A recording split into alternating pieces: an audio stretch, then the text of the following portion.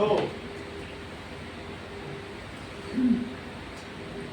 that is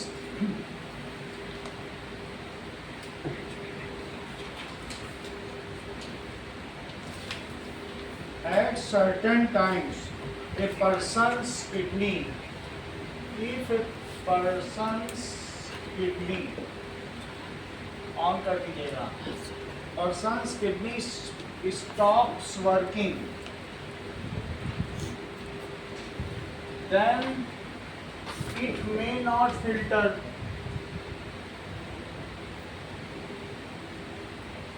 ये filter नहीं कर पाएगी urea and other waste product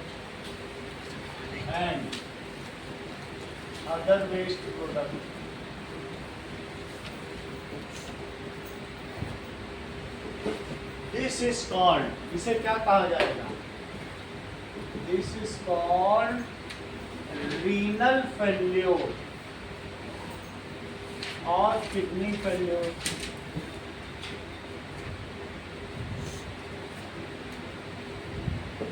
जैसे तुम्हारे घर की चाय की छन्नी में चाय छानते जाओ तो एक टाइम पे उसमें बहुत सारी चाय इकट्ठी हो जाएगी, सारा बंद हो जाएगा छेद, तो क्या वो और चाय छान पाएगा? तो उस क्योंकि किडनी एक फिल्टरिंग यूनिट है, अगर हम क्लास के बीच में जाकर पानी नहीं पिएंगे तो हमारी किडनी बोल जाएगी, क्योंकि छन्नी को क्या चीज़ की ज़रूरत होती है, बहुत सारे पानी की, 3 गिलास 4 गिलास। तो जब भी आपको मौका मिले, याद आए तो पानी पीना जरूर रखिए, क्योंकि किडनी देने वालों की कोई देता नहीं, आपको डायलिसिस कराते रहेंगे। तो if when renal failure occurs, तो यूरिया हमारी बॉडी में रह जाएगी। और समझो अगर किसी के घर में कचरा इकट्ठा होता जाए तो क्या उस कचरे में घर में रहना आसान होगा? उसी तरीके से अगर हमारी बॉडी में ही यूरिन इकट्ठा होता चला जाए यूरिया, तो बगल में जो बैठेगा उसको ऐसा लगेगा कि कहीं मैं वॉशरूम के बगल में बैठा, इतना ज़्यादा हो जाए। और ये इतना पॉइजनस सब्सटेंस है कि चलोगे फिरोगे तो गिडीनेस, चक्कर और स्वेलिंग आ जाएगी, ऐसे उंगली लगाओगे तो वहाँ दब जाएगा, पूरा सूज जाएगा सब। तो ऐसे में जहाँ हम हर 2 घंटे 3 घंटे में नाइट्रोजीनियस वेस्ट को डिस्चार्ज करते हैं, वो हमारी बॉडी में हफ्तों रह जाए, क्योंकि जहाँ पर डायलिसिस होती है वहाँ पर वेटिंग पीरियड ही 4.5 घंटे का, और 4.5 घंटे का वेटिंग पीरियड और 700 रुपये सिर्फ डायलिसिस का। डायलिसिस का मतलब है making blood free from nitrogenous waste. वो एक आर्टिफिशियल किडनी जिसको हीमोडायलाइज़र कहते हैं, वो हीमोडायलाइज़र है, वो अलग से एक मशीन है, वो हमारी बॉडी का पूरा ब्लड धीरे धीरे निकालता है। वो प्रोसेस खुद 4 घंटे का है। तो एक दिन में एक व्यक्ति के 850 रुपये तो लग ही जाएंगे, 700 रुपये उसी में लग गए, आने जाने के 8.5 घंटे लग गए। और तुम रोज़ तो 800 रुपये नहीं लगा पाओगे। तुम एक हफ्ते तक उस यूरिन को अपने अंदर रखे रहोगे, कचरा पेटी बनाए रखोगे, और तब उसको एक रखोगे। इतना पैसा किसके पास है कि रोज़ 8.5 घंटा भी दें? पहली बात तो तुम्हारे घर में ही किसी के पास समय नहीं होगा कि तुम्हारे ही पीछे लगा रहे। मेडिसिन भी होगी, बहुत समझ में आई बात कि नहीं। और डायलाइज़र में डायलिसिस होगी, तो डायलिसिस होगी तो वो यूरिन तो निकाल ही देता है यूरिया, उसके साथ तुम्हारी बॉडी की पूरी ग्लूकोज भी निकाल देता है। उसमें सेलेक्टिव रीअब्जॉर्प्शन वाला कोई सिस्टम ही नहीं है, वो बस निकाल सकता है, डाल नहीं सकता। तो बॉडी जैसे ग्लोमेरुलस सब कुछ दे देती है, तो वैसे उसमें भी दे ही देती है, लेकिन रीअब्जॉर्प्शन नहीं होता। तो फिर वो जब उतर के आएगा, जब डायलिसिस के बाद, तो ऐसे उसको चक्कर आएगा, फिर जूस दो, ये दो, वो दो। तो समझ में आगे बात कि नहीं। Why kidney failure occurs?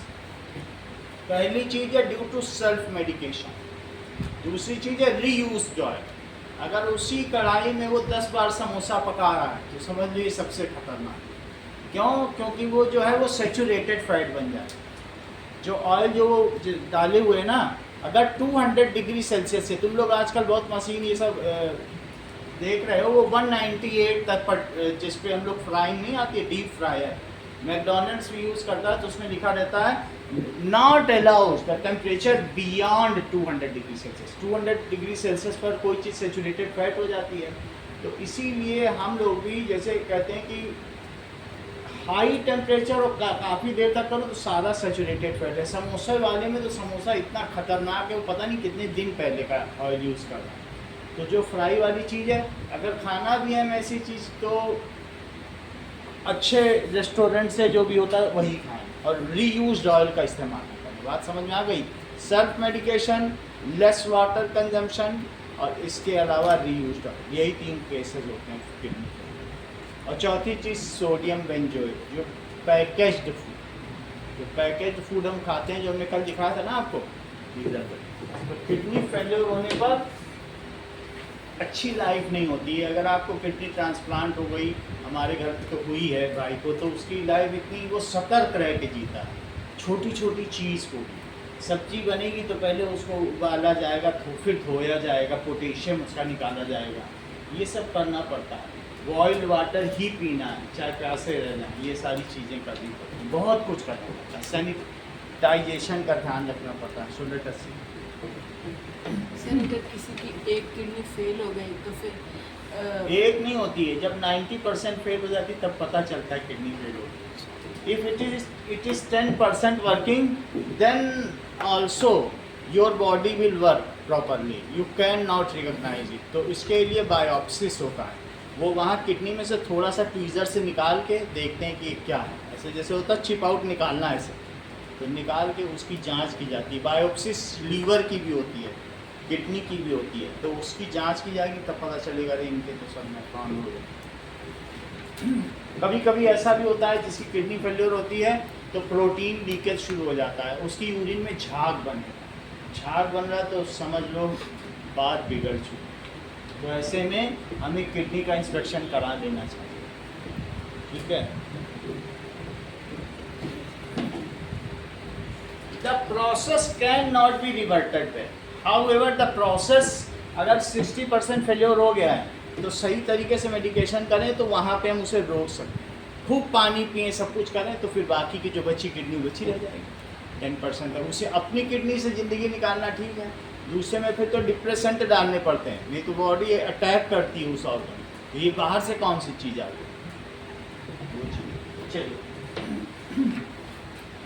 So the best, ऐसे केस में क्या होगा? This will cause, this is renal failure या किडनी फेल्योर हो जाएगा। So this will cause accumulation of poisonous waste in body, है ना, which is harmful for us. अगर बॉडी में ही यूरिया इकट्ठी होती जाए ब्लड में ही, तो क्या तुम्हें सही लगता है कि नाइट्रोजीनियस वेस्ट या पॉइजन हमारी बॉडी में इकट्ठा होता चला? तो वो तो हमारे हेल्थ को और डिटीरियोरेट करता चला जाएगा, उसका पतन होता जाएगा हमारे हेल्थ का। So for this dialyser is used to filter the blood from nitrogenous waste, but this is not the solution. The best solution is the transplant of kidney. Permanent solution क्या है कि घर का ही व्यक्ति दे, बाहर वाला देगा तो सरकार एक किडनी ट्रांसप्लांट में बहुत सारे लीगल डॉक्यूमेंट्स होते हैं, एफिडेविट, शपथ पत्र जमा होते हैं कि ये तुम्हारे घर का ही है, ऐसे लेने नहीं देता।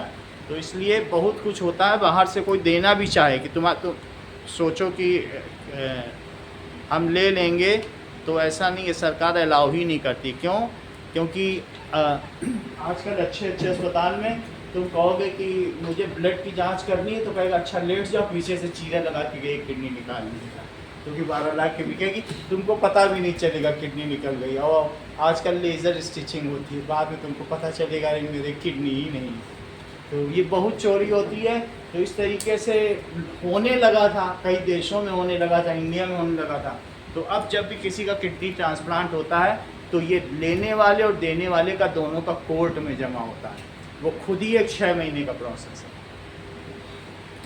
हमारे मामा की बहू को हो गया था तो वो पूरे भारत में वो कर लिए, क्योंकि नॉर्मल केस है, नई नई शादी होती है, चलो अब पेप्सी पियेंगे, रोज़ बर्गर खाएंगे। अब पेप्सी और बर्गर के चक्कर में अब रोज़ मैकडॉनल्ड्स आएंगे। उसके 2 बच्चे हैं, उसकी किडनी फेल्योर हो गई। बच्चों की तो जो ज़िंदगी हुई, बंगाल, वेस्ट बंगाल के मिदनापुर से उसको किडनी मिली, पूरे भारत में खोज डाली। और घर वालों की मैच नहीं कर रही। और जबकि कुछ नहीं, तो ऐसे ही मतलब कई करोड़ हैं उनके पास, करोड़पति हैं, लेकिन एक किडनी के चक्कर में अपनी बहू के लिए कितना परेशान है, सालों परेशान है। वो सारा इंजॉयमेंट निकल जाता है बाद में, जब एक बार किडनी दूसरे की लग जाती है ना, तो पानी भी तुमको छान के और उबाल के पीना पड़ता है ना। चलिए, तो अब देखिए इसमें क्या होता है। इन सच केसेस क्या होगा, किडनी फेलियर होगा। डायलिसिस क्या होती है? डायलिसिस का मतलब होता है छानना। The procedure used for cleaning, ठीक है, the blood of a person, the procedure used for cleaning blood of a person,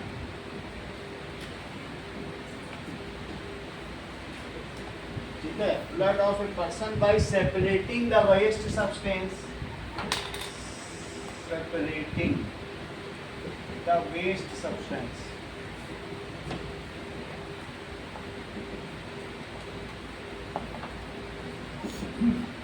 ठीक है, from it, जिसे यूरिया कह सकते हैं, from it is called dialysis,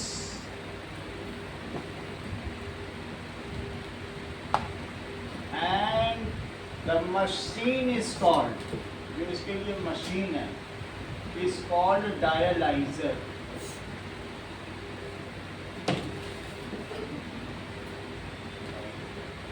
इस तरीके से होता है। अब जरा देखिए, dialysis is to be done periodically.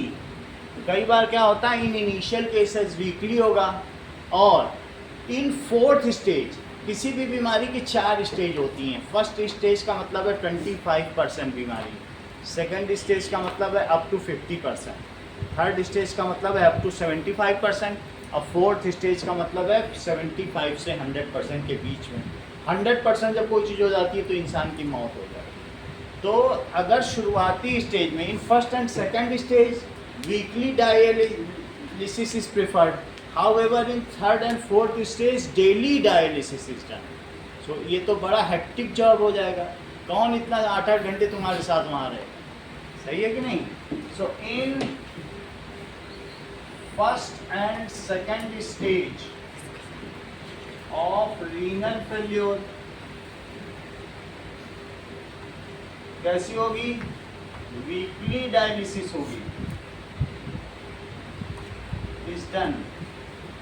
But ये पीरियोडिक तो होती है, but in third and fourth stage of renal failure, renal failure बोल रहा हूँ तो किडनी फेल्योर ही समझिए, फेल्योर डेली, और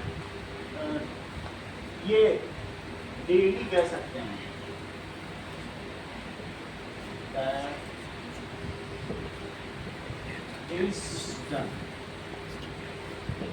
ये 2 दिन में एक बार, 2 दिन में एक बार को क्या कहते हैं, किसी को मालूम है तो बताओ इंग्लिश में।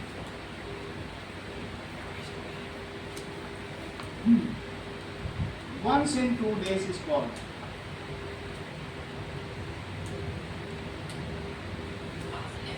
अल्टरनेट है, और कुछ ही नहीं बताना, अल्टरनेट सही है, ऐसा किया जाता है। The permanent solution of renal failure is transplant of kidney, the permanent solution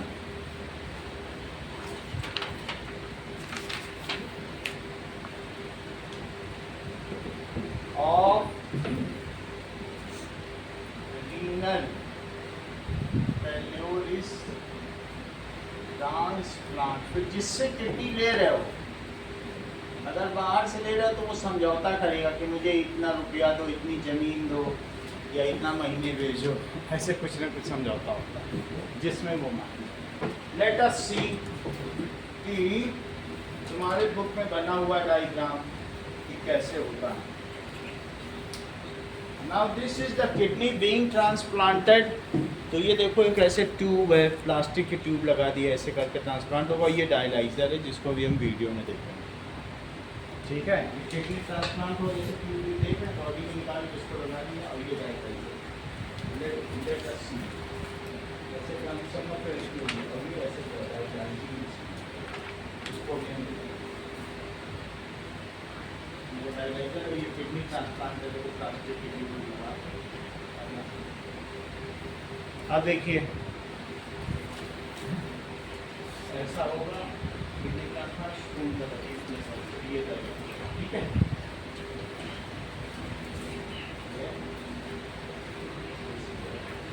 चलो अब हम देखेंगे what does it mean by haemodialysis. Dialysis भी दो तरीके की होती है, इसको आर्टिफिशियल किडनी कहेंगे, आर्टिफिशियल किडनी।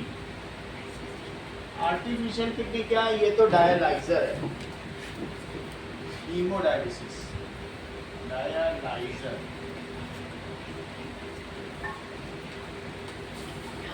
और दूसरा नाम क्या है? हीमोडायलिसिस।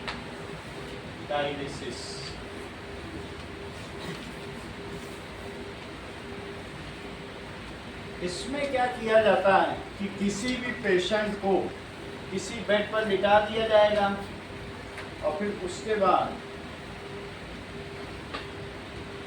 ठीक है, इसके बाद उसके हाथ में से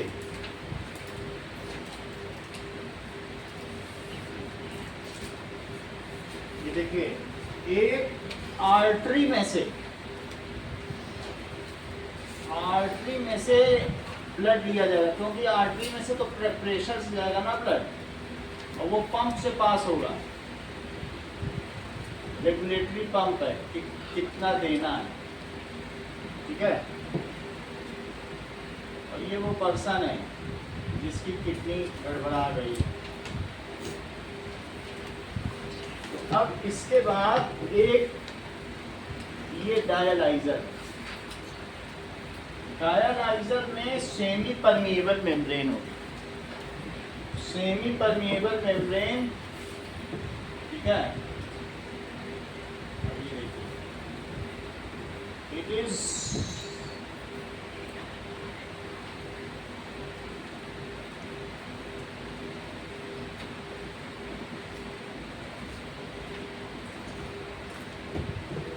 ये यहाँ पे ऐसे चलेगा,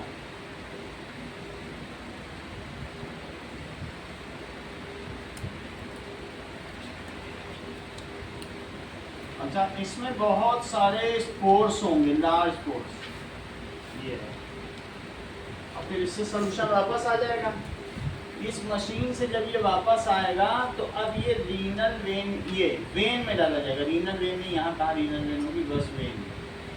तो ब्लड निकाला किससे गया बोलो? आर्टरी से, आर्टरी से निकाला गया। और आर्टरी से ब्लड निकालना होता है तो बड़ा टेप और वो सब लगाना पड़ता है, मालूम है ना। ऐसे नहीं होता, वेन से तो ऐसे ही निकाल लो। आर्टरी से निकालने पे पूरा जो टेप वेप लगाते हैं, नहीं तो दूर तक जाएगा, खोल दिया जाएगा। देखा होगा ना हॉस्पिटल में किसी के टेप वेप लगा हुआ। तो फ्रॉम आर्टरी, फ्रॉम आर्टरी, और दिस इज पंप। जैसा जैसा लिखा है वैसे लिख दो, पंप। और ये एसपीएम है, सेमी परमिएबल मेम्ब्रेन या सेलेक्टिव परमिएबल मेम्ब्रेन। दो तरीके के सोल्यूशन है, जरा चेक करो।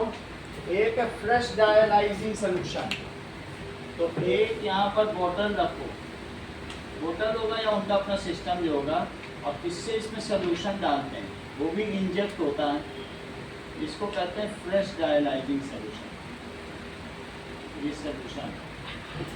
और एक यहाँ से यूज्ड डायलाइजिंग सोल्यूशन निकाला जाता है, एक तरफ से जाता है और एक तरफ से निकलता है।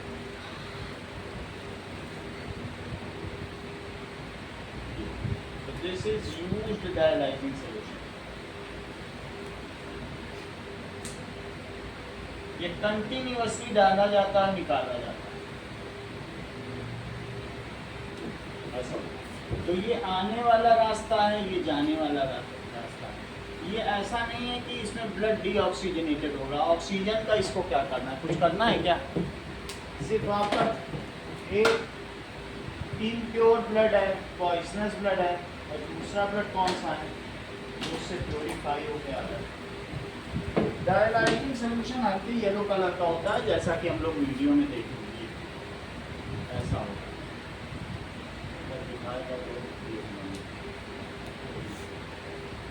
ये एक तरीके का प्लाज्मा है, बस और कुछ नहीं, प्लाज्मा टाइप सोल्यूशन।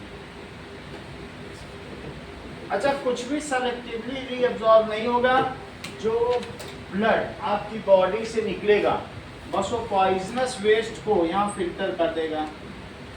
इसमें से ब्लड जा रहा है, ये ऑक्सीजनेटेड है क्योंकि आर्टरी से जा रहा है। तो अब उसके बाद इसमें बहुत सारे पोर्स हैं, ये ना सोचो सिर्फ वाटर ही निकल रहा है, वाटर के अलावा यूरिया, ग्लूकोज, जब मैं वो सब दिखा दूंगा कि किसमें होगा। तो फ्रॉम आर्टरी से निकला, फ्रॉम वेन चला गया, टू वेन चला गया, ठीक है, टू वेन। अब इस चीज को एक छोटा सा नोट 3 नंबर का आता है, बस वही पूछा जाए।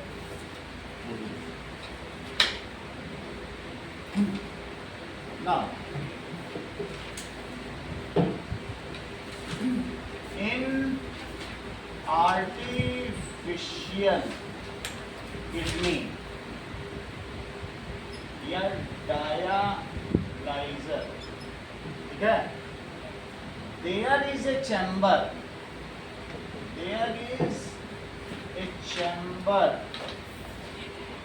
which contains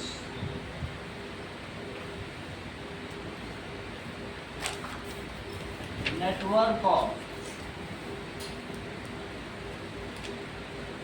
ठीक है, ट्यूब्यूल्स, पोरस ट्यूब्यूल्स होंगे। ये नेटवर्क है पूरा, network of tubules which are semi permeable. Book में लिखा है वैसे ही लिखा रहा, सेमी परमिएबल यानी अर्ध पारगम्य। Okay, it is fed with fresh dialyzing solution and from other side used dialyzing solution is collected in other bottle, जिसमें fed होता है। ये कैसा solution है? fresh dialyzing solution। और ये बताओ ये कैसा है? used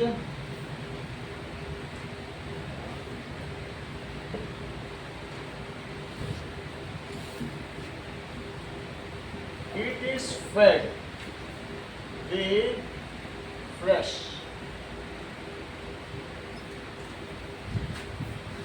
solution which is isotonic with blood।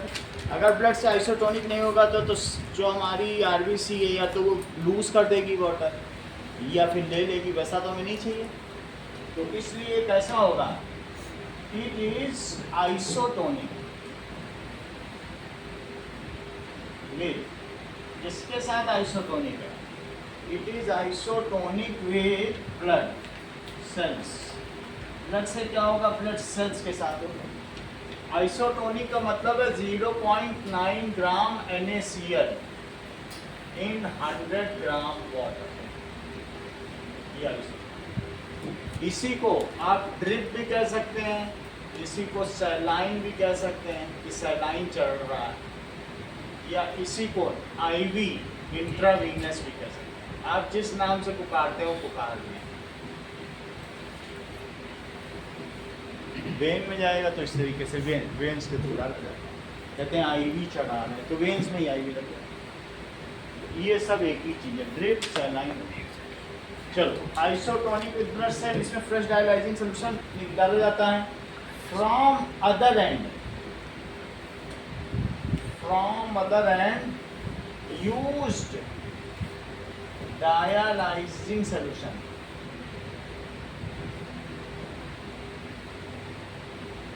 is collected in other bottle.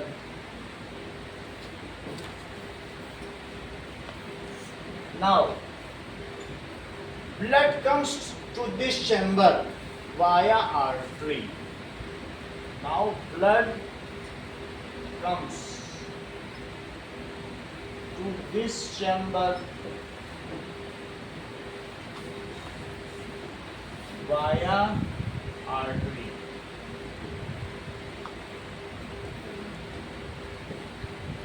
It passes through a pump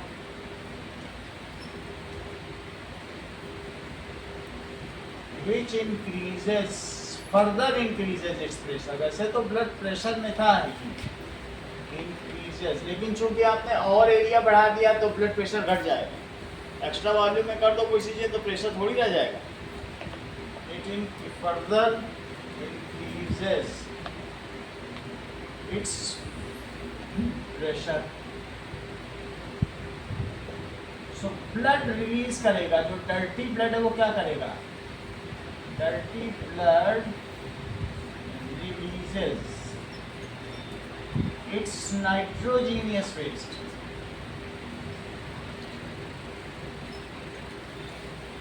Excess salt and glucose in dialyzing solution. अब dialyzing solution में इसने सब कुछ कर दिया.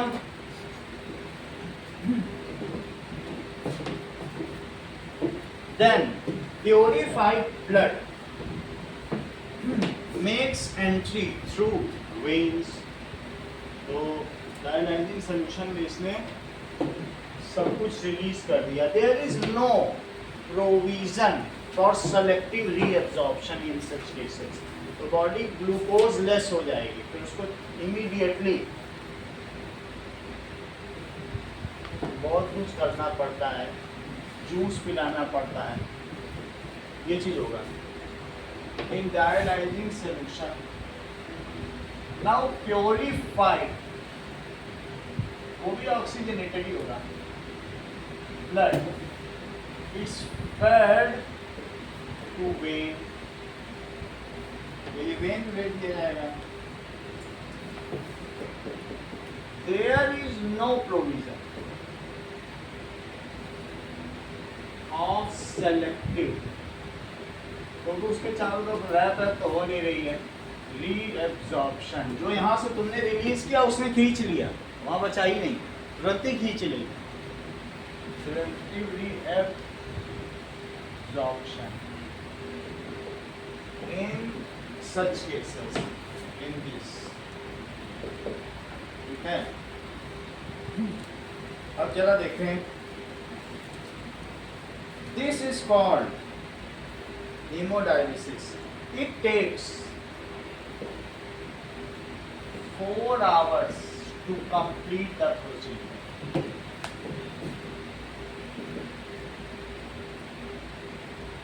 वैसे तो गवर्नमेंट हॉस्पिटल में ये सब होता है, बट लेकिन वहाँ हाइजीन और ये सब नहीं है, लोग प्राइवेट हॉस्पिटल में ही कराते हैं. अच्छी स्थिति तो नहीं है गवर्नमेंट हॉस्पिटल में, लेकिन फ्री में होता है.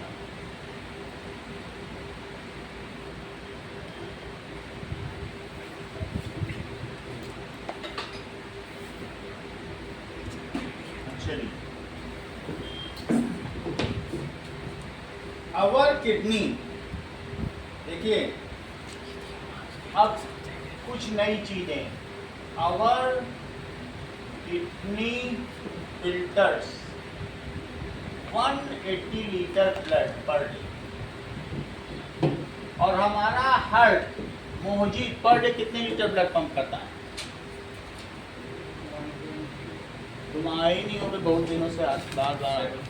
हाँ, हर एक को कॉमनली ये मालूम है, लेकिन ये आए नहीं होंगे. ये हार्ट कितना पंप करता है? सही है. किडनी फिल्टर्स एंड मेक्स, अब जितना हम पानी पिएंगे 1 लीटर to 2 लीटर यूरिन, जिसकी बॉडी में 2 लीटर यूरिन पर डे बनता है, समझो वो हेल्दी पर्सन.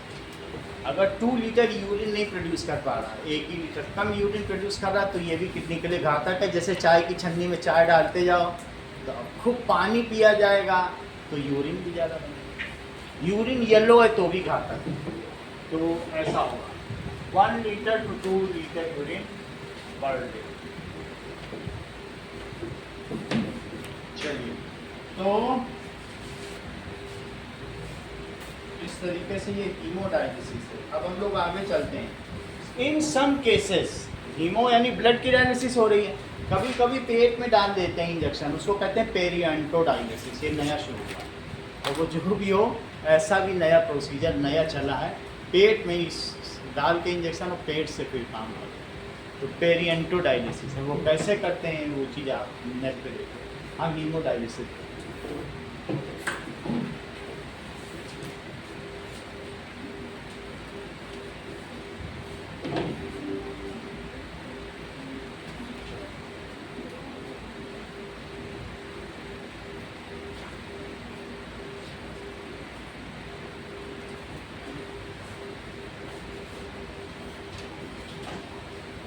ये लो, अब तो तुम सेकंड भी आने लगे।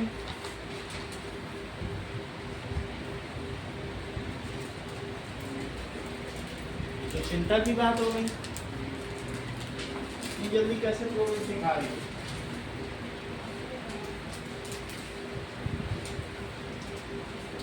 चल, अब जरा देखो,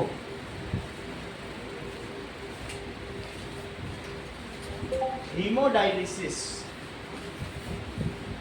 हीमोडायलिसिस में आप डायलिसिस कि कैसे होती है ये देखो।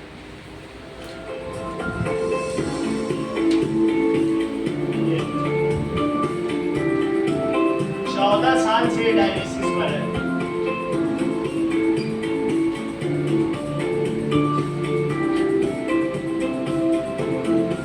ऐसे बेड पे लिटा दिया जाएगा।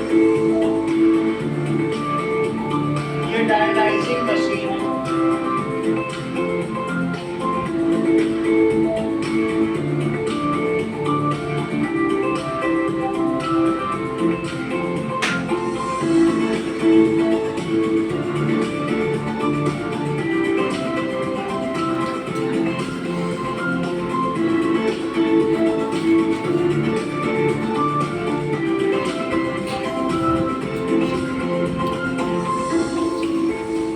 आजकल मशीन आ गई, सब इसी के अंदर हो रहा है। सही है, आए वही चीज।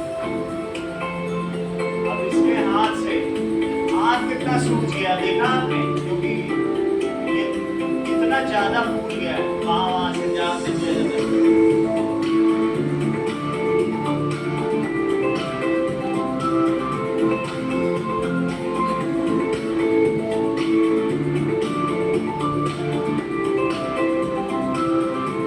निकलने लग गया, एकदम से जाने लग गया।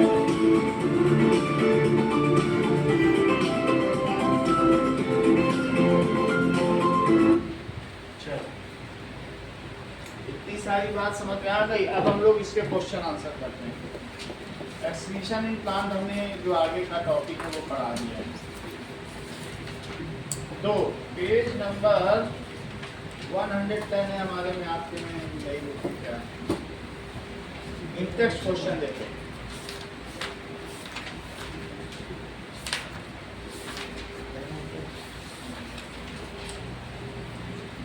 Now, that is what are the components of transportation system. So, in human being, what are the functions of these? तो components लिखो। पेज कौन सा है बताओ? 96। Page 96.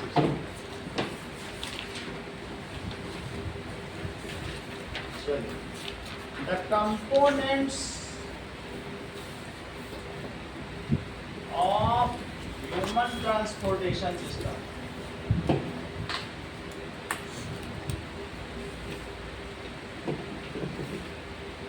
System is blood and lymph, दो component। अब दोनों के बारे में अलग अलग लिखे हैं।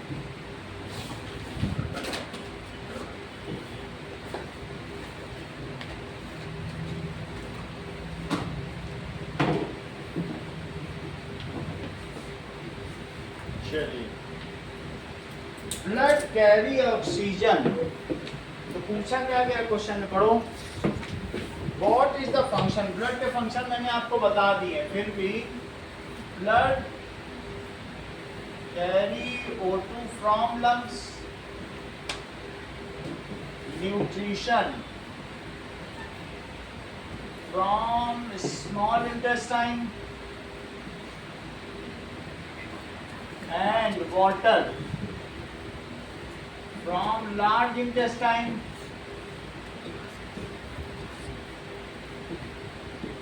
ठीक है, and supply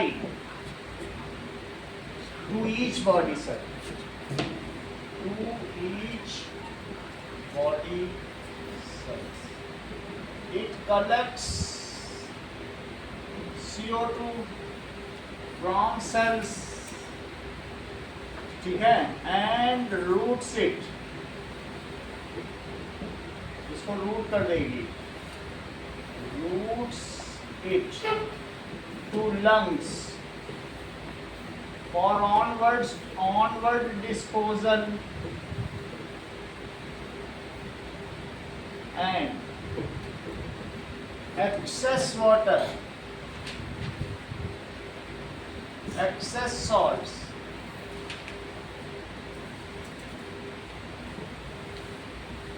nitrogenous waste,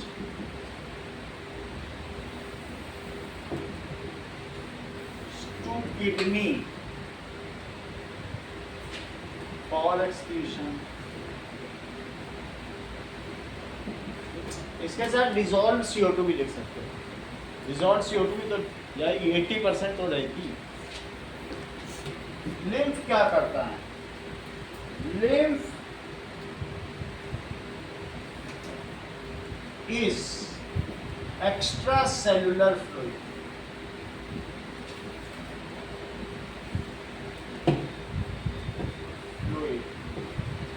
which is cleaned by lymphocyte in lymph vessel and जो प्योरीफाइड लिम्फ होगा along with nutrients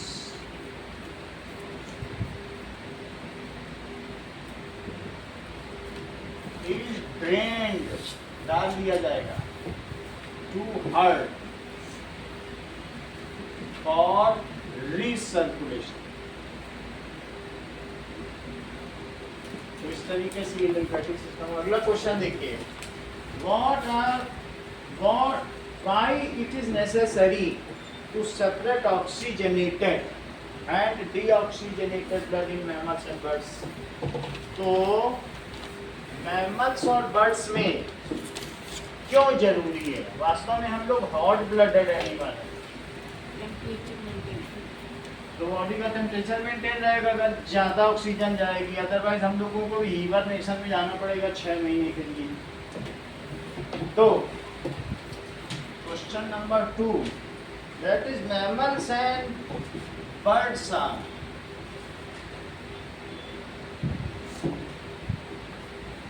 warm blooded animal, hot ना लिख देना, वार्म ब्लडेड एनिमल, ठीक है। So they maintain their constant body temperature,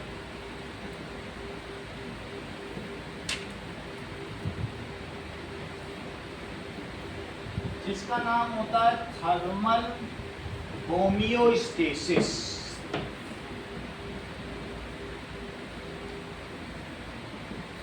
Which needs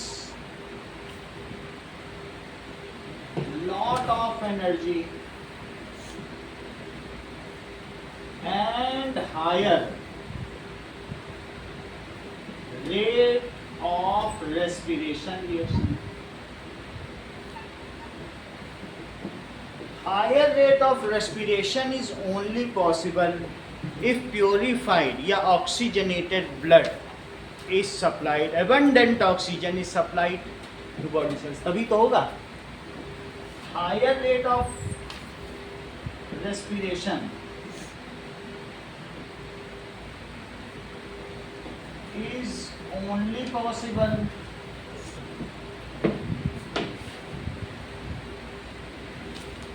if abundant O2 is supplied to each body cell. For this, both of them have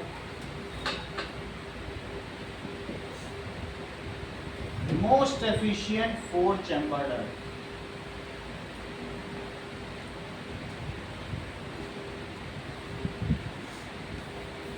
heart, which separates oxygenated blood from deoxygenated blood.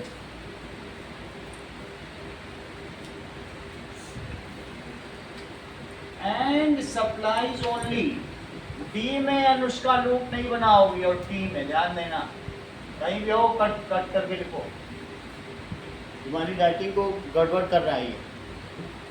So deoxygenated blood and supplies only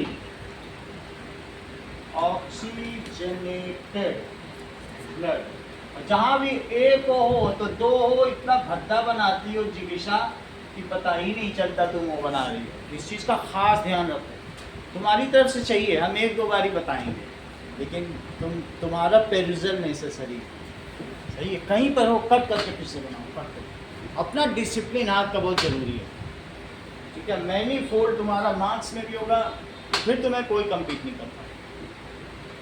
oxygenated blood ऐसे यहाँ तक आए तो यहाँ तक जाकर फिर वापस आओ, तुम यहीं से वापस आ जाओ, सही पूरा आगे। चलो, only oxygenated blood to body.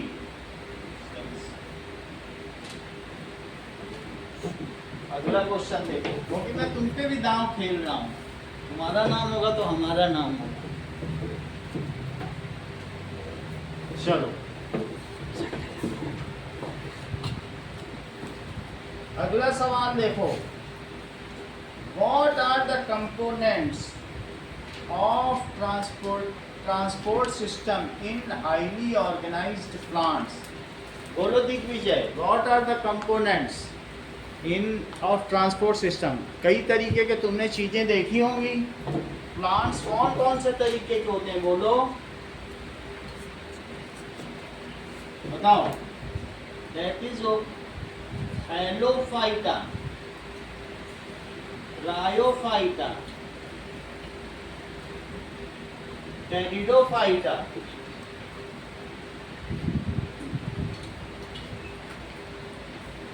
Gymnosperm,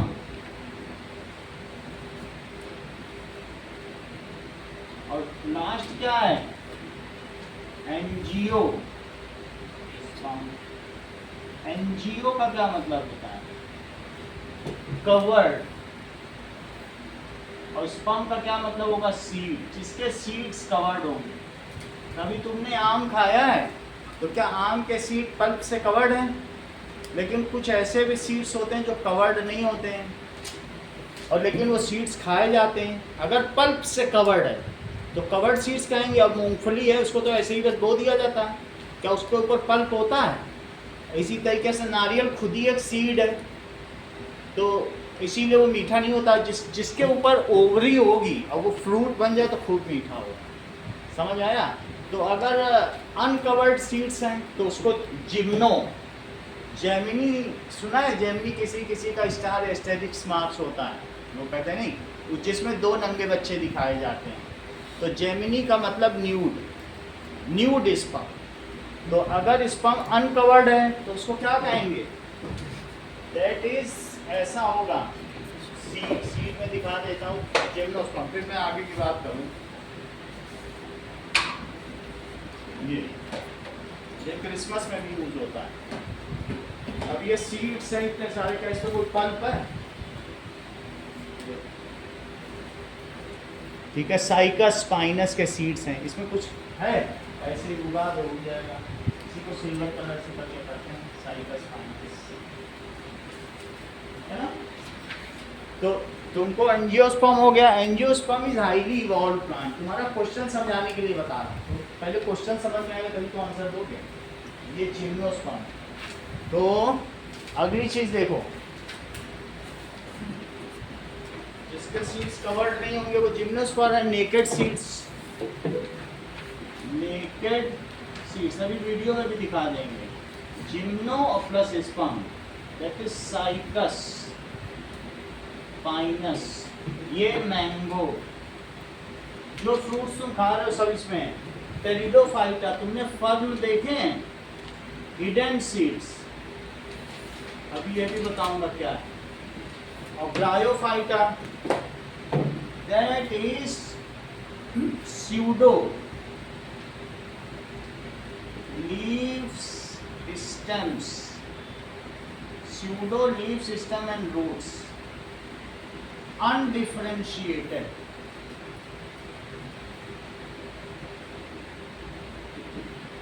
Tiny plantlets.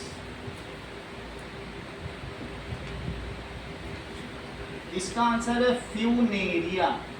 सब मेरे पास रखा हुआ, दिखा भी दूंगा, बट इससे दिखाऊंगा।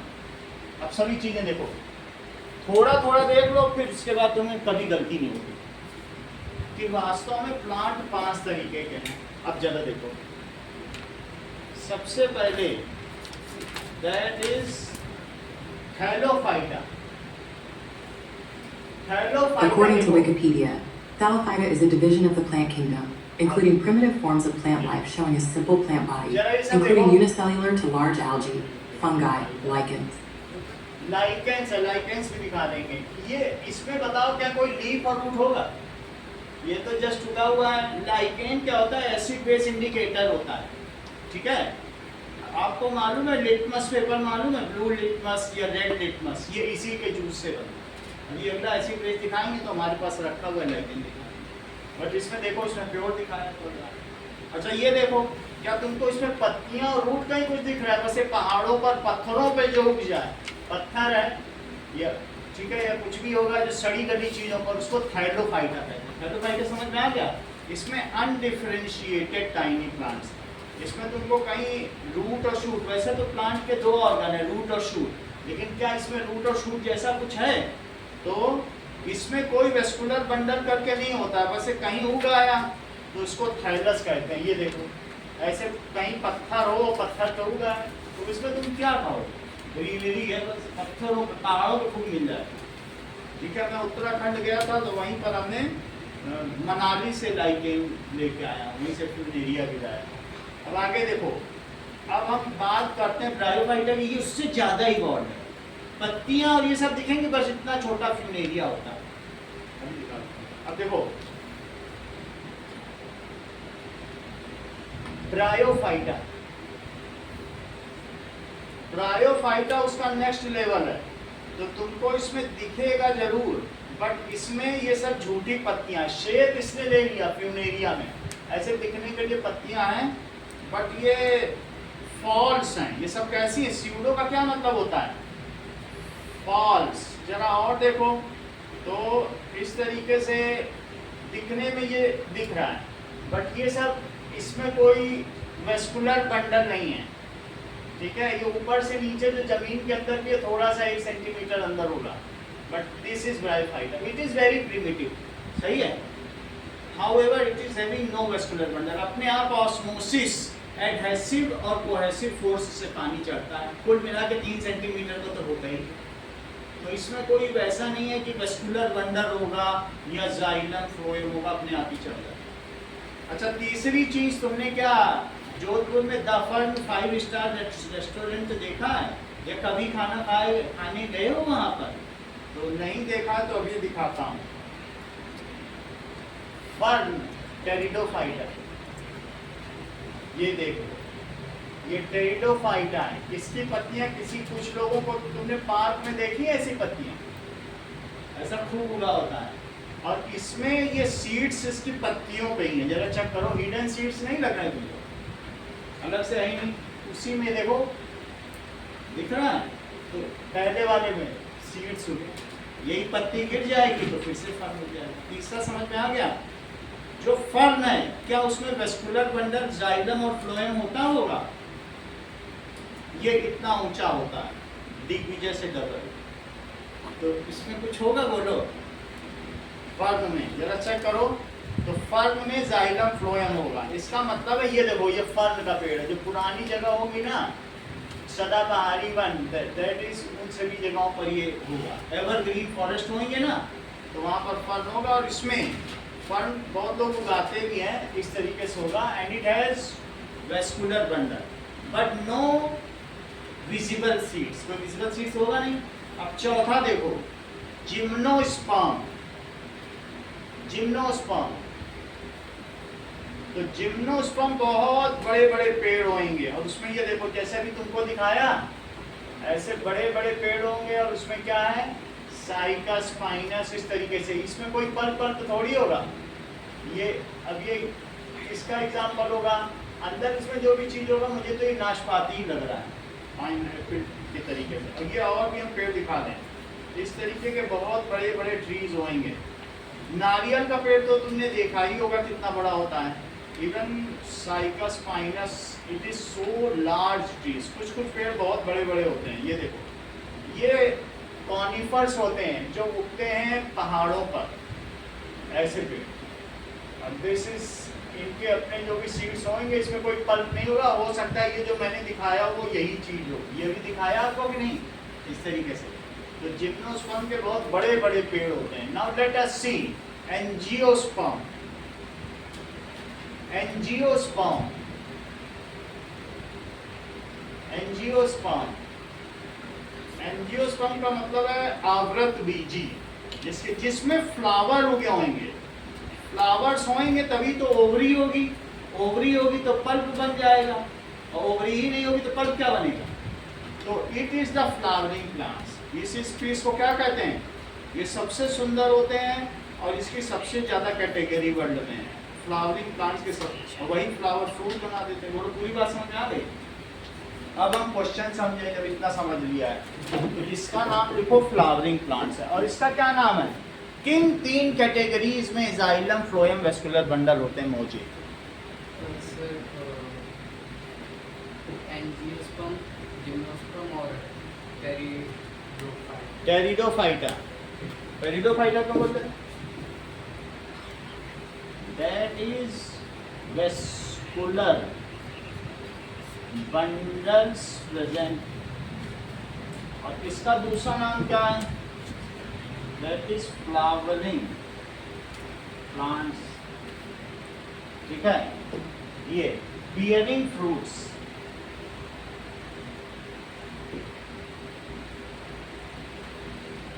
Seeds covered with pulp.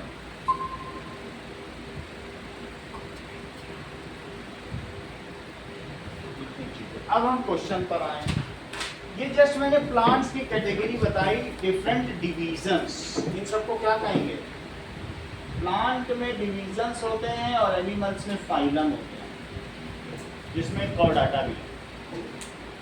चलो, एनिमल में 10 फाइलम है, प्लांट में वो 10 फाइलम, यहाँ 10 पूरी कैटेगरी है।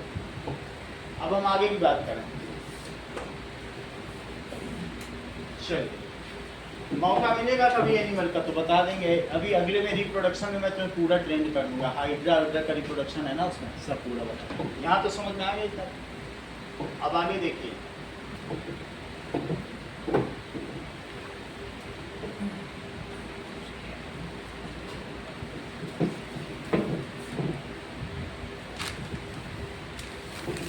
नाउ क्वेश्चन क्या कह रहा है अनुष्का? क्वेश्चन पढ़ें तो बात करें। What are the components of transportation system in highly organized plant? In highly organized plant, highly organized plants such as Pteridophyta, Gymnosperm, and Angiosperm. Angiosperm is spelling this word. Angiosperm. आया इसे ठीक करो, ई नहीं आएगा। एंजियोस्पर्म क्या होगा? There is well developed transportation system.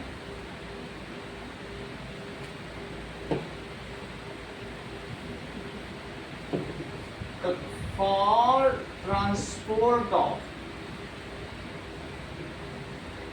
water, minerals and food. It is called vascular bundle.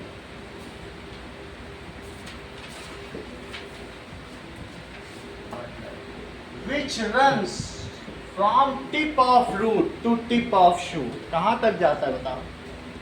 Tip of root से tip of shoot तक continuously. Which runs from tip of root to tip of shoot. अब जरा इसमें हर एक को देखो। इसका that is xylem is complex permanent tissue consisting of xylem, vessel, tracheids, xylem parenchyma,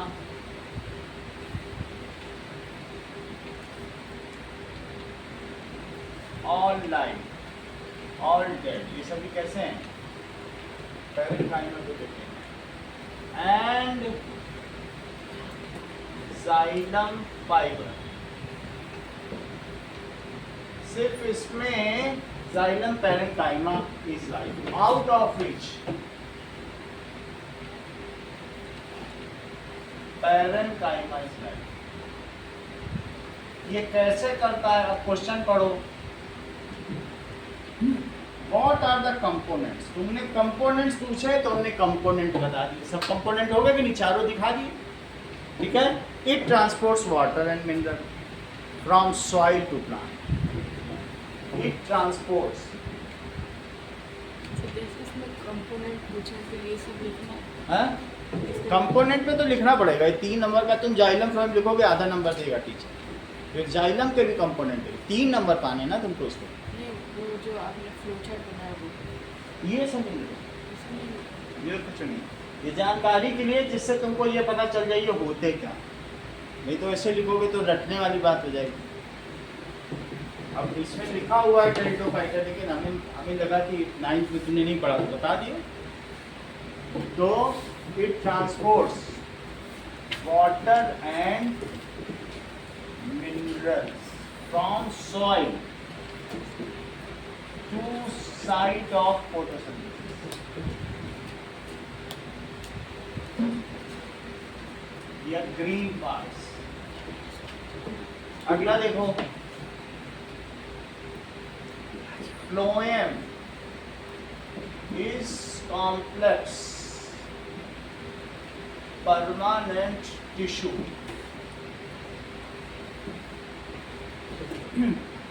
complex permanent tissue. कोई चीज तुमको डबल नहीं पढ़ाई जाएगी। हमको मालूम है क्योंकि मैं ही तुम्हारा मदर टीचर हूँ, तो मुझे मालूम है कि मैं तुम्हें कहाँ क्या पढ़ा रहा हूँ।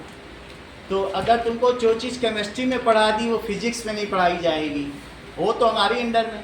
हमको पूरी तरह से मालूम है तुम्हें क्या आता है, कौन सी चीज़ दोबारा बतानी है। रहते तो हमारे ही साथ। प्रॉपरली जैसे होगा उतना हम बताते चलें। ऐसा नहीं कि फिजिक्स वाला टीचर भी आके वही बता रहा फिर केमिस्ट्री वाला भी वही बता रहा, वैसा नहीं बता। ठीक है।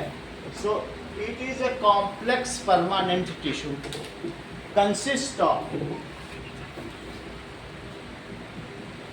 क्या क्या होता है इसमें? फ्लोएम में क्या होगा बोलो? Sieve tube, sieve tube, parenchyma, phloem, parenchyma, और बोलो अविश? कंपेनियन सेल, कंपेनियन सेल, और phloem fibre,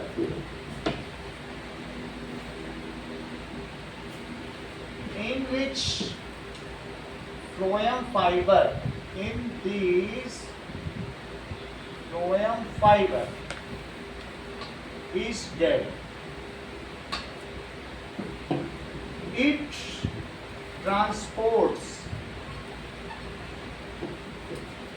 that is glucose, glucose को करेगी, एंड एमिनो एसिड, प्रोटीन बनाने के लिए क्या चाहिए? एमिनो एसिड चाहिए। ये तो मालूम है प्रोटीन से एमिनो एसिड बनता है। From site of photosynthesis to all parts of plant, glucose and amino acid from site of photosynthesis to growing parts of plant.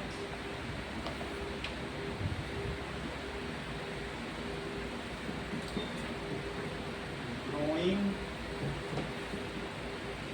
parts of plants.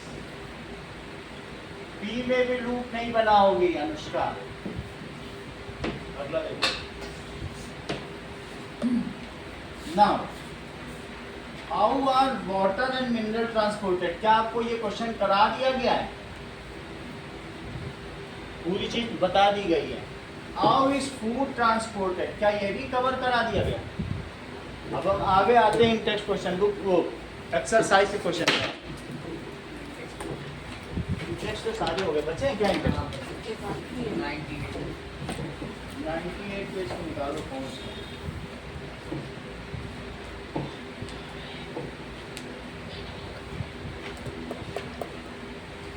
चलो, describe the structure and functioning of nephron. मैं दो चार जो नई line है वो लिखवा देता हूँ, बाकी कराई दिया।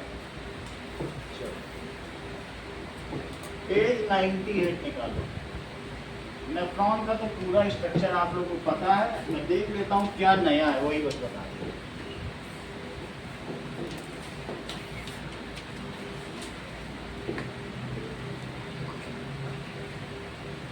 Now, page 98, next questions. Check करो, ठीक है?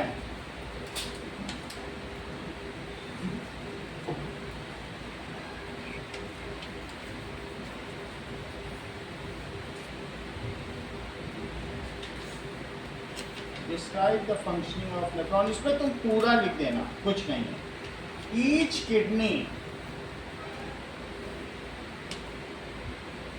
Has 1 million nephron.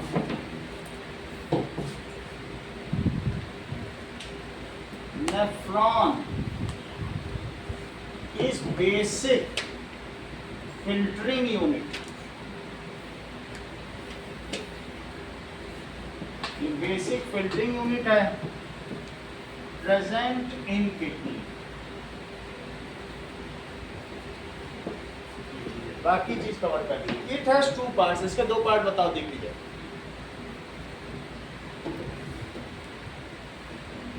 अब प्रॉपर हो तो बताना पड़ेगा, हमारे लोग कोई प्रॉपर बच्चा है, बोलो। करेक्ट। ये इतना इसको कैसे याद रखना है? It has 2 parts. That is Bowman's capsule. ये ज़्यादा पढ़ने लगा है। Bowman's capsule. और दूसरा क्या है? दैट इज लूप ऑफ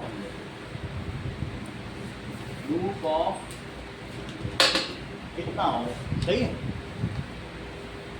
कल क्या हमने ये टेस्ट इसका नहीं लिया था, ऐसे क्यों गलत सलत बता रहे, टेस्ट लिया था कि नहीं, तभी गड़बड़ी कर। चलो,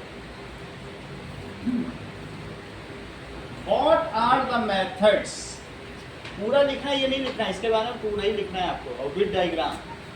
चलिए, by plants to get rid of excretory products, क्या क्या मेथड यूज किया जाता है। Plant produce O2 and CO2 दोनों चीजें प्रोड्यूस करता है। CO2 ड्यूरिंग नाइट होता है, ठीक है, and water vapour which are released out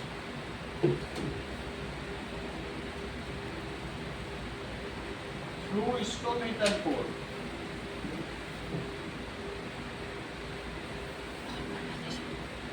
दूसरा देखो, plants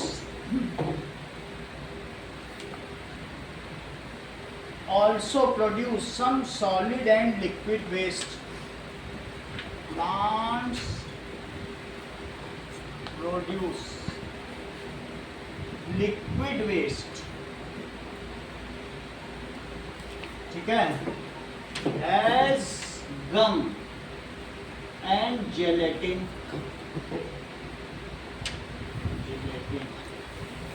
which oozes out, oozes का मतलब रिस के बाहर आएगा, ooze out from bark of plant. देख लो, गम को मैं दिखा रहा हूं क्रिस्टल कैसे दिखता है। गम ओजिंग आउट फ्रॉम प्लांट, ये देखो, इस तरीके से कभी तुमने पेड़ से गम निकलता हुआ देखा कि गोंद निकल रहा है? नहीं। और उसी को इकट्ठा कर लो तो ये बाजार में 800 रुपए किलो बिकता, इसी से मेवे बनते हैं, हड्डियां मजबूत हो जाती हैं, गोंद के लड्डू खाए। तो गम तो तुमने देख लिया, इसी तरह से पेड़ से गम आउट हो रहा है कि नहीं। और अब देखो, bark chipping out from plant,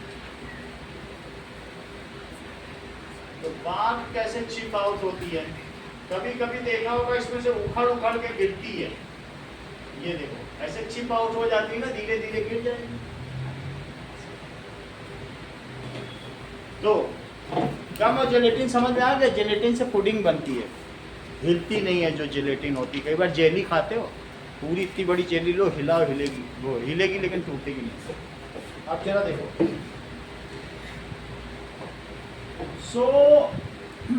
इसमें और भी चीजें होती हैं in form of gums and resin. Gum, gelatin, gelatin भी लिख सकते हो, एंड रेजिन भी लिख लो।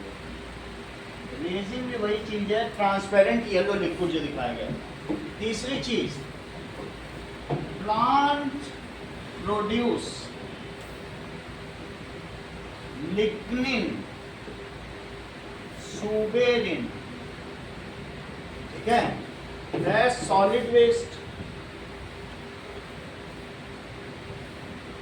which from which it get rid of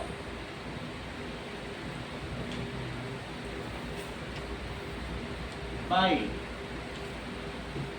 wilting of leaves, patjhad, wilting of leaves, falling of fruits,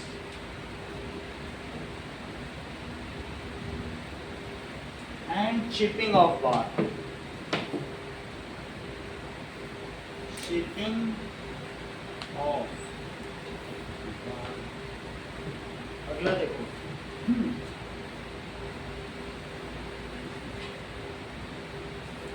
how is the amount of urine produced regulated? जो urine produce हो रहा है हमारी बॉडी में, तो वो कैसे रेगुलेट होता है, जिगिशा बताओ जरा।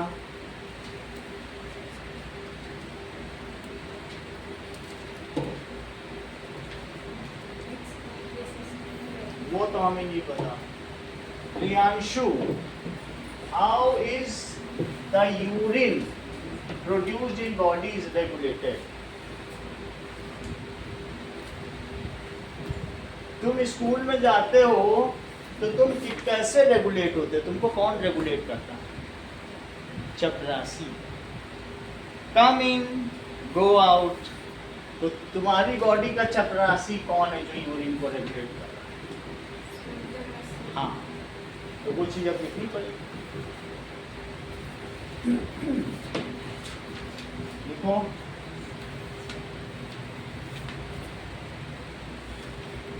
Question number 3।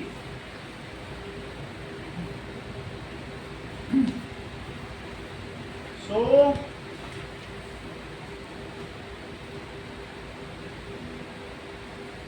whatever urine is produced in body,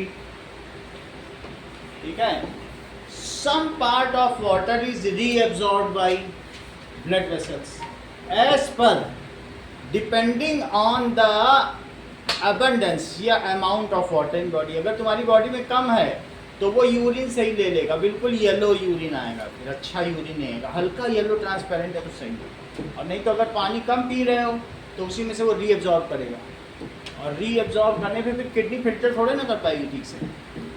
produced in body some amount of water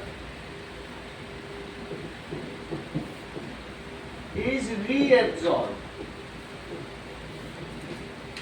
कम से कम 2 बार तो पानी पीना ही चाहिए जब तक आप रहते हो। Reabsorb, some amount of water is reabsorb by blood vessel, ठीक है, by blood vessel, depending on amount of water present in body when urinary bladder gets filled। अब जब फिल हो जाएगा urinary bladder gets filled,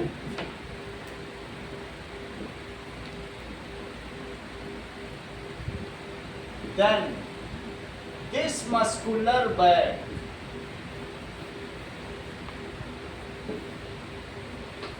exert pressure on its wall and message in form of electrical impulse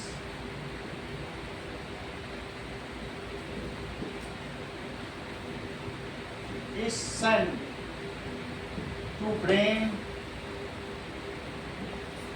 तो brain क्या करेगा?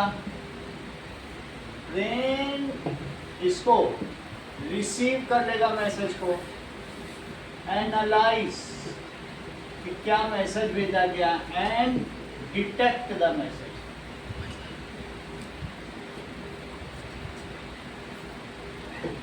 ठीक है, and send command to sphincter muscle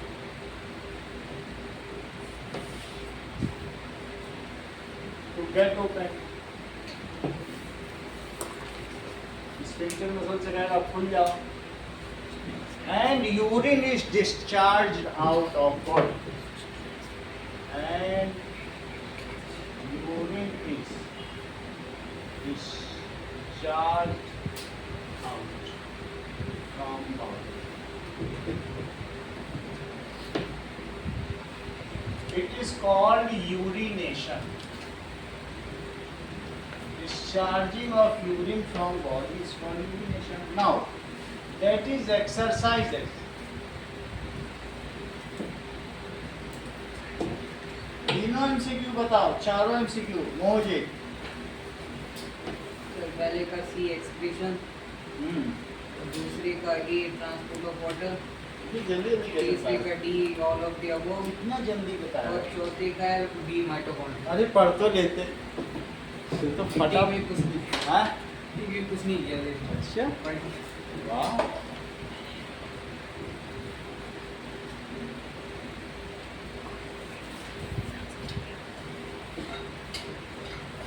इनके चारों आंसर सही हैं। देखो पहले का सी, दूसरे का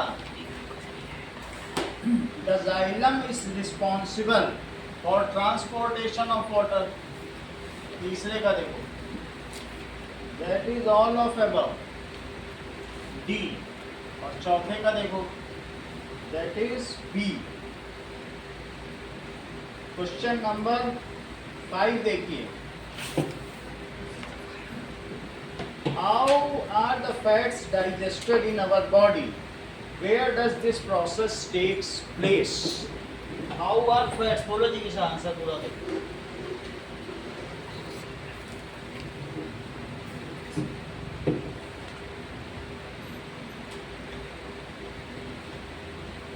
अनुष्का आंसर दो, क्यों ऐसे हार्ड कर रही है? Fats are digested in body in stomach by secretion of lipase. Stomach में फैट का डाइजेशन करा दोगे। स्टमक में ऐसा क्या चीज़ है जो फैट डाइजेस्टेबल है? स्टमक के बाद तो वो बनता ही है कोलाइट, दैट इज कोलाइट का मतलब समझते हो इमल्सिफिकेशन। सो इट इज डुओडीनम, डुओडीनम में तो इमल्सिफाई हो रहा है, अब तुम स्टमक ही में कर रही हो। आगे बोलो। This process takes place in duodenum. It is fats are digested by lipase. और इमल्सिफाई नहीं करा है? Fats are first emulsified in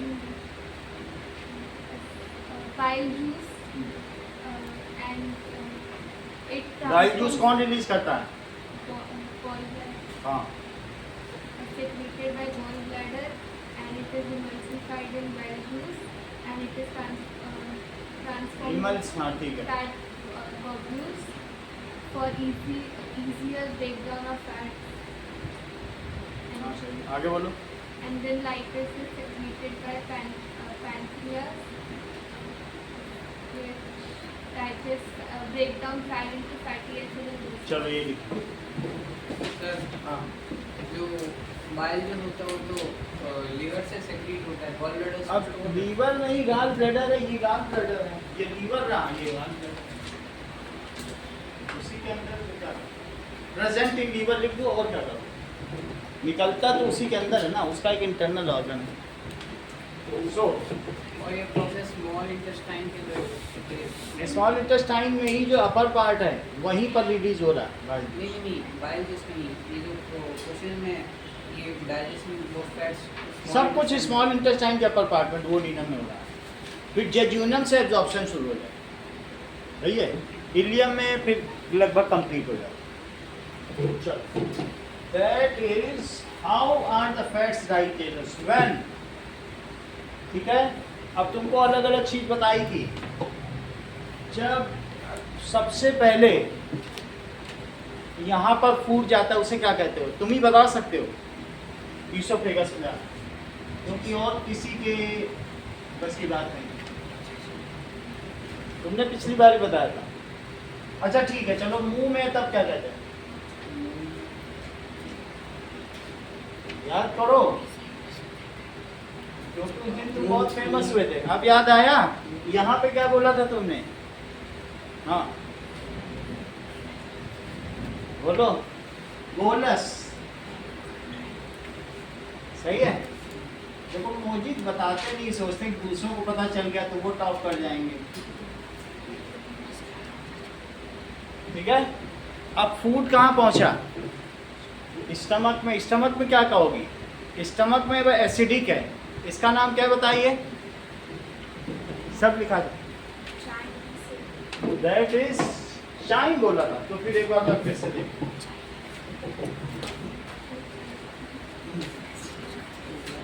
देखो ये तो अच्छी बात बता दी इन्होंने। The chewed and churned food in mouth is called, ठीक है, उसे कहेंगे the chewed constant food with saliva in mouth is called. अब दिस इज सॉलोड, और इसके बाद it travels through oesophagus, it is called chyme. उल्टा लिख दिया है, देखो माउथ में इसे बोलस कहो, और फिर उसके बाद क्या कहोगे, यहाँ इसे क्या कहोगे, बोलो बोलस, और इसे क्या कहेंगे, शाइन। अब इसके बाद ये यहाँ तक ये एल्कलाइन है, ये कैसा है, एल्कलाइन। ये भी कैसा है, एल्कलाइन, क्योंकि मुंह से जो सलाइवा निकल रही है वो बेसिक होती है ना, फिसलने वाली। अब यहाँ एसिडिक हो जाएगा, ये देखो, when food reaches at stomach it is called। अभी भी इसे बोलस करने के कुछ चीजें क्या है, ठीक है, सेमी सॉलिड, और फिर बोलस चाइन। सबसे पहले क्या है, च्यूड फूड को बोलस का, फिर चाइन का है। अब आगे का देखते हैं, मैंने लिखाया था उस समय, चलो कोई बात नहीं। Food when reaches to intestine it is called. अब इसके आगे चाइनी है, सब जगह चाइन बोल रहा है। जब स्टमक में भी पहुंच रहा है तो भी क्या कह रहा है, बताओ, चाइन है कुछ? वो फैक्टल मैटर तो वहाँ है जब लास्ट में पहुंचेगा, और उसके पहले क्या है, चाइल्ड ना, तो चाइल्ड ये होगा, सही है। नीचे से तुम लोग देख के बता, ये चाइल्ड है। अब देख लेते हैं चाइल्ड का। When food reaches to intestine, it is called chyle। सही कह रहे हो, ठीक है, अभी बता रहे हैं।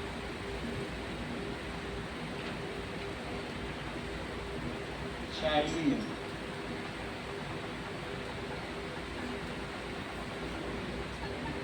Yes, it is milky solid. इसे क्या कहेंगे, अभी तक भी इसे क्या कहेंगे, क्योंकि इससे तो गिरा ही है, इसको भी चाइनी कहेंगे, ठीक है। अच्छा, अब हम देखें, when food reaches to upper part of duodenum. Intestine के अपर पार्ट को क्या कहेंगे, डुओडीनम। और ये क्या है, इसमें ये लीवर है, और लीवर में क्या है, ये पित्त की थैली, जिसको क्या कह रहे हो, गॉल ब्लैडर, ये यकृत है। तो इसलिए when food reaches partially digested, when partially digested,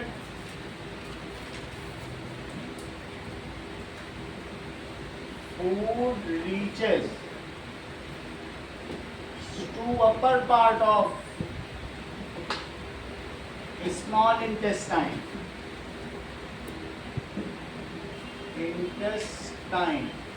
that is duodenum, it gets secretion from gallbladder present in liver. Gallbladder releases soapy alkaline, soapy food वो होगा जो भी जूस है, bile juice, soapy alkaline green yellow bile juice, कड़वा होगा, beater होगा, क्योंकि साबुन, कभी डिटर्जेंट खाया हो या नहाते समय साबुन तुमने टेस्ट किया हो, घर में मम्मी की शिकायत है कि साबुन जल्दी जल्दी खत्म हो रहा है, बच्चे खा जाते होंगे। पायलट लोग तो खूब साबुन खाते हैं कि युद्ध में ना जाना पड़े, और जांच होती है, अरे ये तो इनका पेट गड़बड़ होगा, इसी युद्ध में ना मिलो, जान बच जाती है। ऐसे जो कायर पायलट, समझ आया?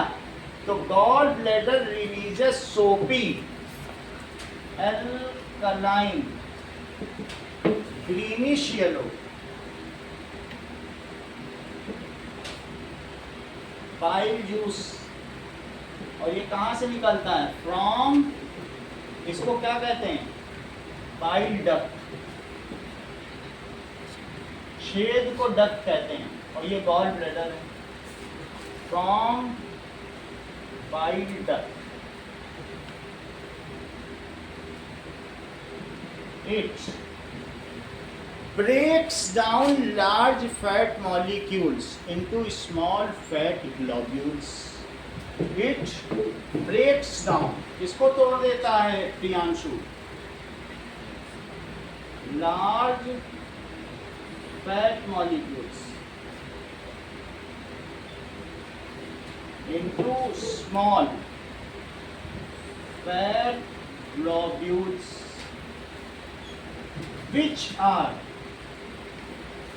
which get suspended. डिजॉल्व क्या होगा? डिजॉल्व थोड़े ना होगा, ऑयल थोड़ी डिजॉल्व होगी, लेकिन वही पूरे में भर जाएगा। जैसे मिक्सी में ऑयल और पानी चला दो तो ऑयल का पार्टिकल पूरे में फैल नहीं जाएगा छोटा छोटा, उसको कहेंगे सस्पेंड। विच गेट सस्पेंडेड, और फिर से फ्रीजर में रख दो, फिर से ऑयल ऊपर आ जाए। Suspended in water,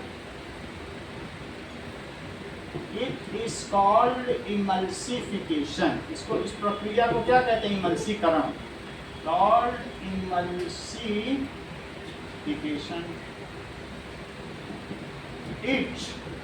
this provides large surface area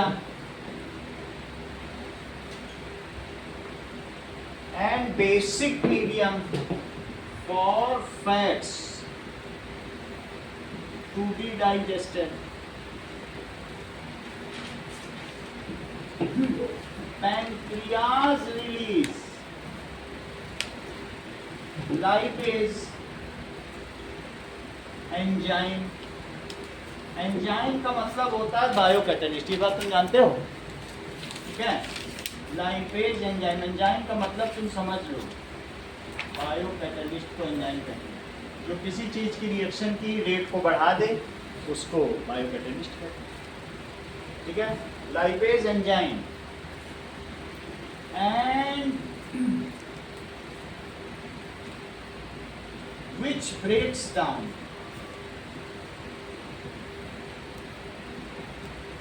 किसको ब्रेक डाउन करता है?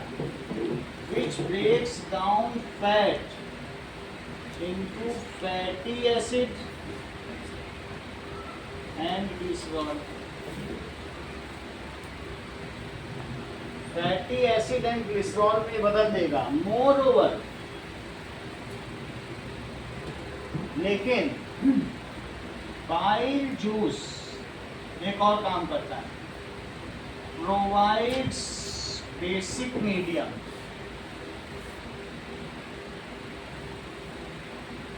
to activate lipase को ये activate करता है, तो ये काम हो जाता है। ऐसा आपको लिखना है कि डुओडेनम में ये सब काम होता है। और जहां तक रही बात फैट की, तो दैट इज CH2 और double OC C17H35, CH double OC C17H35 और CH2 डबल OC 17H35, ये फैट है।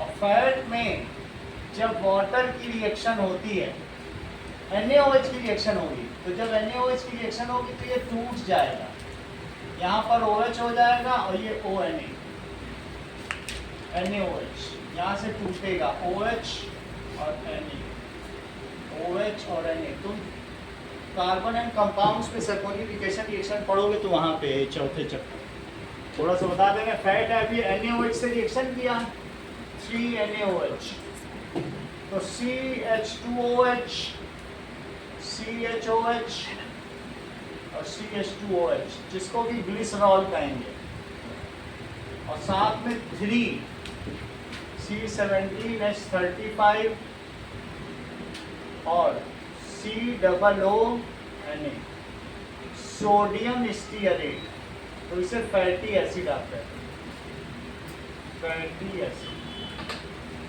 अच्छा, जो ग्लिसरॉल है वो मेरे पास रखा हुआ है, मीठा मीठा होता है, जब छाले वाले निकल जाते हैं तो ये ग्लिसरीन जानते हो, वही ग्लिसरॉल, हल्का विस्कस है, गाढ़ा गाढ़ा ट्रांसपेरेंट, ग्लिसरीन ही ग्लिसरॉल है, लिखा है इसमें ग्लिसरॉल,